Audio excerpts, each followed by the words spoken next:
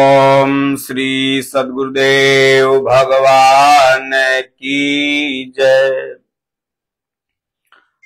बोलो जय गुरुदेवम जय गुरुदेव।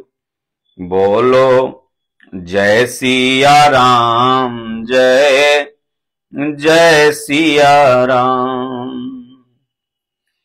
सज्जनों, आज की भगवत चर्चा में हम सब लोग कबीर साहब के एक बड़े ही सुंदर भजन की चर्चा करेंगे।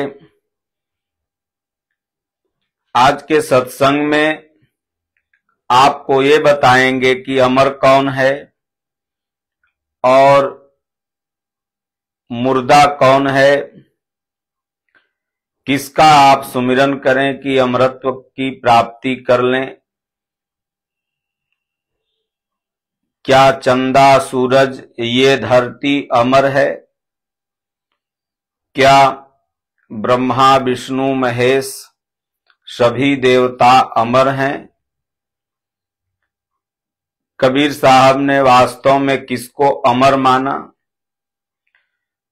क्या मर जाने के बाद ही लोग मुर्दा होता है या जीते जी भी बहुत से मुर्दे हैं? तो आइए सबसे पहले हम सब लोग इस भजन का श्रवण करते हैं। संतों यह मुर्दों का गांव, संतों यह मुर्दों का गांव, कहीं कर जप तप सुमिरन करी हूं, कोई अमर ना ठाऊं।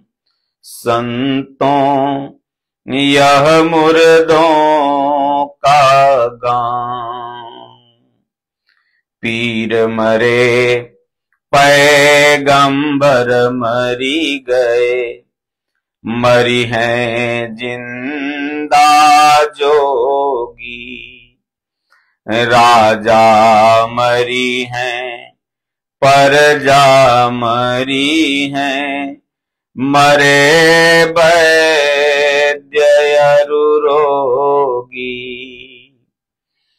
चांद सूरज तारा गण मरी हैं, मरी है धरनी आकाशा, 14 भुवन चौधरी मरी हैं, तीनों की का आशा। संतों यह मुर्दों का गांव, कहीं कर जप तप सुमिरन करी हूं, कोई अमर ना ठाऊं। नाम अनाम रहे सदा ही, दूजा तत्व न कोई। कहे कबीर सुनो भाई संतों, खोज करो तुम सोई। संतों यह मुर्दों का गांव, कहीं कर जप तप सुमिरन करी हूं, कोई अमर ना ठाऊं।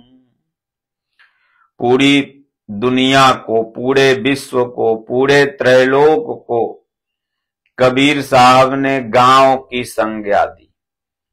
कहें संतों, संत का मतलब जो सब कुछ अपना अंत कर चुका है, विकारों से उपराम हो चुका है, उनके लिए भजन सुनाते हुए कबीर साहब कहते हैं संतों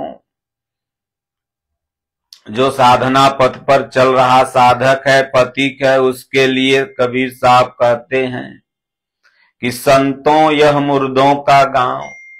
ये गांव जो है ना, ये 10,000 20,000 की आबादी वाला गांव नहीं, बल्कि पूरा विश्व, पूरा त्रैलोक ही एक गांव है, और ये मुर्दा है। कहें कि जिंदा कौन है, तो गोस्वामी तुलसीदास जी ने श्री रामचरितमानस में बड़ा सुंदर समझाया है कि जिन हरि भगति हृदय नहीं आनी, जीवत सब समान ते प्राणी। जिनके हृदय में, वो चाहे देवता हो, असुर हो, त्रिलोक में कहीं भी जन्मे हुए हैं, अगर भक्ति नहीं आई, भगवान का नाम चिंतन भजन में श्रद्धा नहीं लगी, तो वो शव हैं, मुर्दा हैं। और जिंदा कौन है, तो कहे मरे मरे सबको कहे, मरे न जाने कोय। कबीर साहब ने कहा मरने से पहले मुए अजर अमर सोई होय। तो जो मरने से पहले मर जाए वही अमर है, वही जिंदा है, नहीं तो बाकी इस सब गांव में मुर्दा ही हैं। केवल हाथ पैर चल रहा है, लेकिन है मुर्दा। एक मुर्दा को आप सब लोग जला के घाट पहुंचा के आते हैं, तो ऐसा मत समझें कि वही मुर्दा है, बल्कि जो साथ गए हुए लोग हैं वो भी मुर्दा ही हैं। उनको भी कोई न कोई पहुंचाने एक दिन जाएगा। तो जिंदा वही हैं आज महापुरुष सब, जिनका नाम शरीर तो नहीं है, लेकिन फिर भी अमर हैं। भगवान राम, भगवान कृष्ण, तमाम महापुरुष हुए, नामों की श्रृंखला बहुत लंबा हो जाएगी, वो सब अमर हैं। तो इसलिए कबीर साहब कहते हैं इस संसार में कोई अमर ठाव नहीं है, बस परमात्मा की शरण ही अमरत्व दे सकती है। क्योंकि गीता में भी भगवान श्री कृष्ण, देखिए कबीर साहब भले ही बाहरी दृष्टिकोण से कुछ भी मसी कागज छुयो नहीं, कलम गयो नहीं हाथ, लेकिन फिर भी गीता ही पढ़ रहे थे। गीता में भगवान ने स्पष्ट कहा अर्जुन से कि अर्जुन,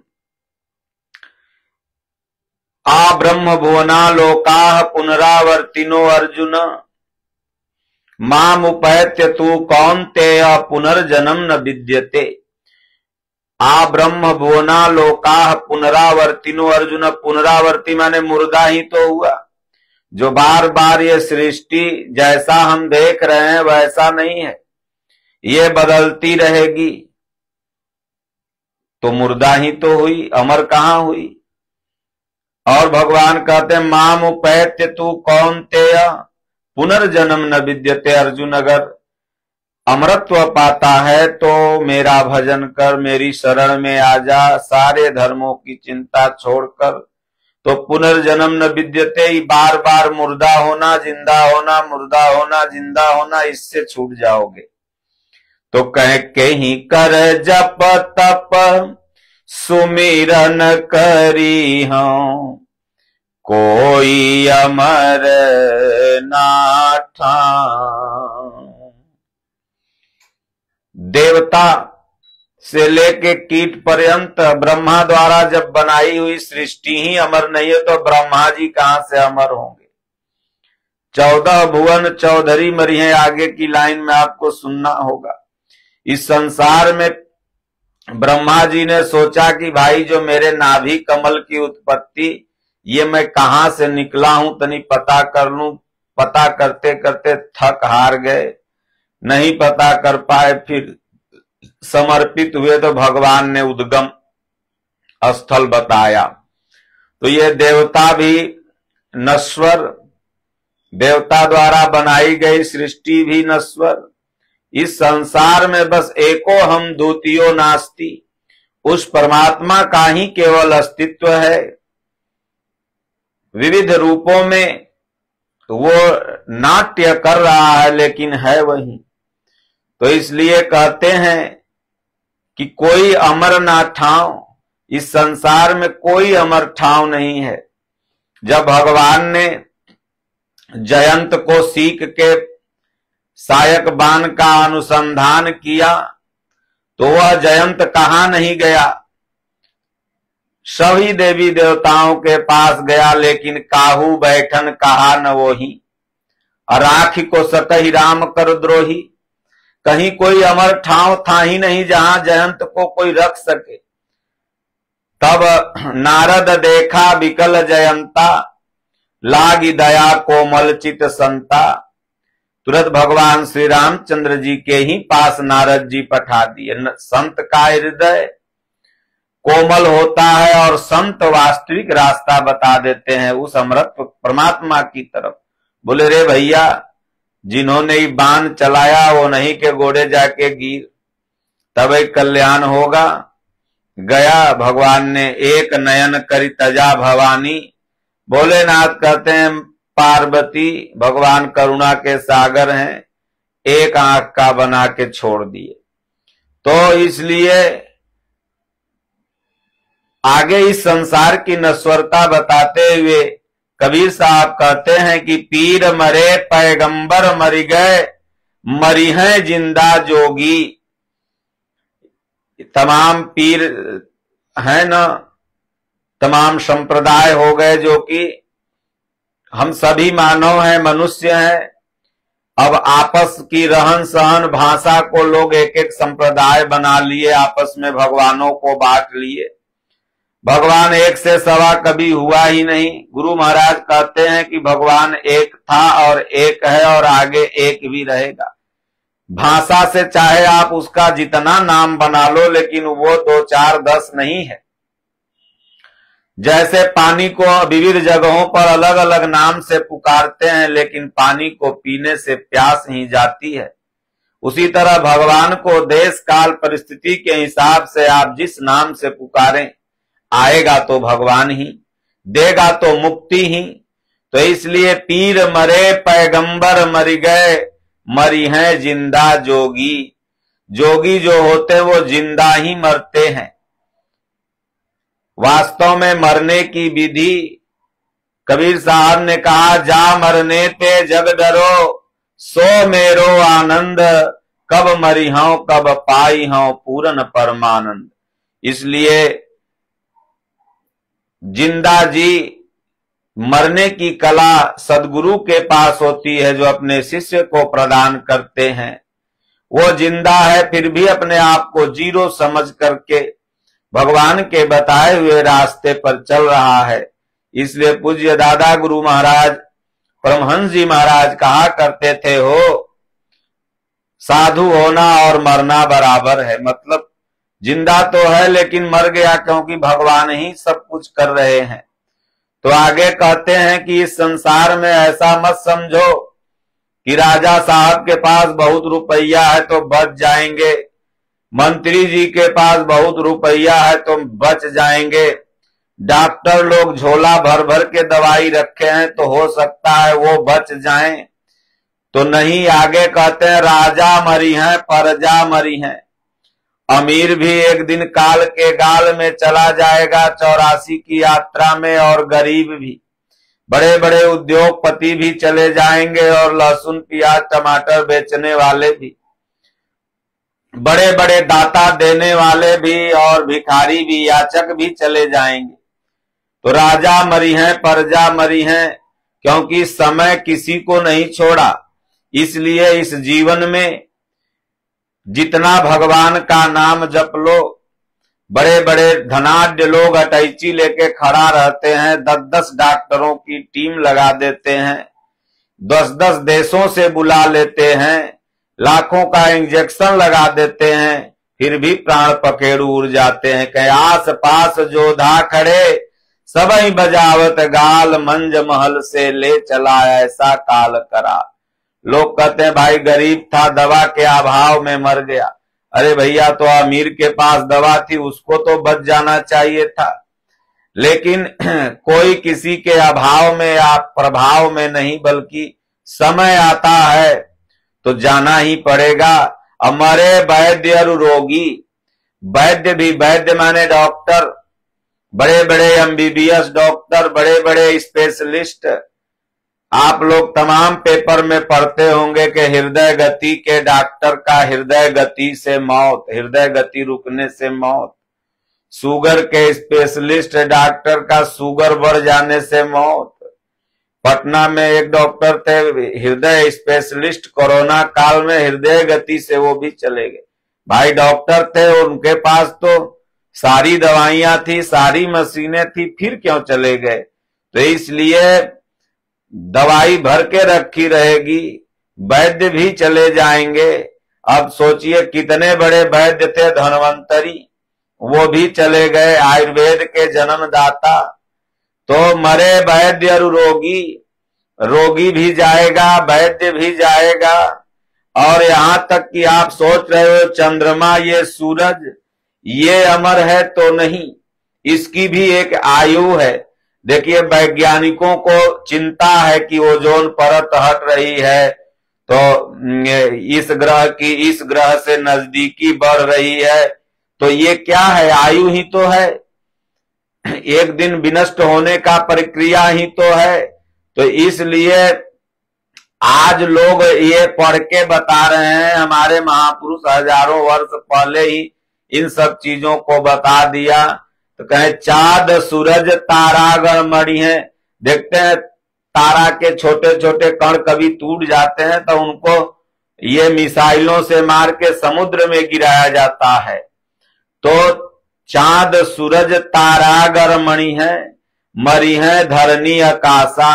ये धरती और आकाश की भी अपनी एक आयु है। आप देखते हैं नेपाल में जहां अभी हिमालय पर्वत लहरा रहा है, वहां कभी टेनिस सागर लहराता था। भूगोल में आप सब लोगों ने पढ़ा होगा। ये जल के स्थान पर थल, थल के स्थान पर जल।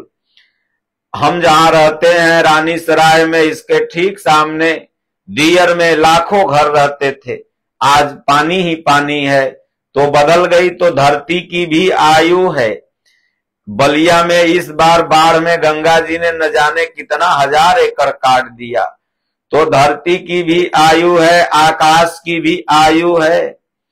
14 भुवन चौधरी मरी है, तीनों की काया सा। ये 14 भुवन के जो चौधरी है ना, ये भी एक दिन मर जाएंगे, इनकी भी एक आयु है। इसलिए संतो यह मुर्दों का गांव, इस गांव में जिसमें हम सब लोग जन्म लिए हैं, ये मुर्दों का गांव है, मृत्यु भवन है, परिवर्तनशील है। इसलिए इसमें रह के जो नाम जप रहा है भगवान का, वही अमर है। आज वो अमर है जिनके पीछे नाम जुड़ गया था। राम इसलिए अमर नहीं कि दशरथ के पुत्र थे, बल्कि राम इसलिए अमर है कि राम खुद राम राम जपते थे, क्योंकि राम के पहले भी राम थे। भगवान कृष्ण खुद ओम ओम जपते थे, इसलिए अर्जुन को भी सलाह दिया।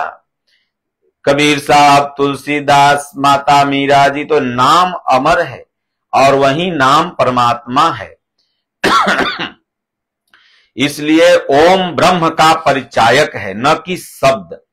तो जिन्होंने नाम को अपने नाम से जोड़ लिया वो आज अमर है। तो कहते हैं कि नाम अनाम रहे सदा, ही दूजा तत्व न कोई।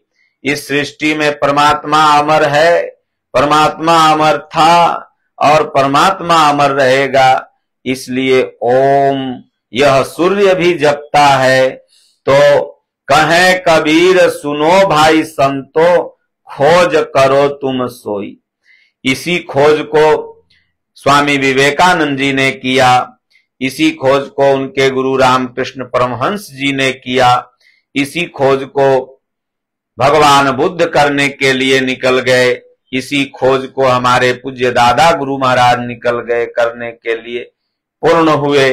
इसी खोज को, सत्य की खोज, उस नाम की खोज को करने के लिए 20-21 वर्ष की अवस्था में हमारे पूज्य गुरुदेव भगवान यथार्थ गीता के प्रणेता स्वामी जी निकल गए और उस सत्य को पाया और दुनिया को उस नाम अनाम का एक संदेश दिया जो यथार्थ गीता के माध्यम से प्रस्तुत है। तो इसलिए नाम अनाम रहे सदा, ही दूजा तत्व न कोई, कहे कबीर सुनो भाई संतों, खोज करो तुम सोई। और उसको खोजना कहाँ है? तो बाहर संसार में नहीं, गुरु के बताए हुए मार्ग में चल के अपने हृदय में ही ढूंढो। मोको कहाँ ढूंढे बंदे, मैं तो तेरे पास रे। अपने हृदय में ढूंढिएगा, भगवान 12 आना हृदय से पढ़ाने लगेंगे, 4 आना बाहर से पढ़ाने लगेंगे, कल्याण हो जाएगा। बोलो गुरुदेव भगवान की जय।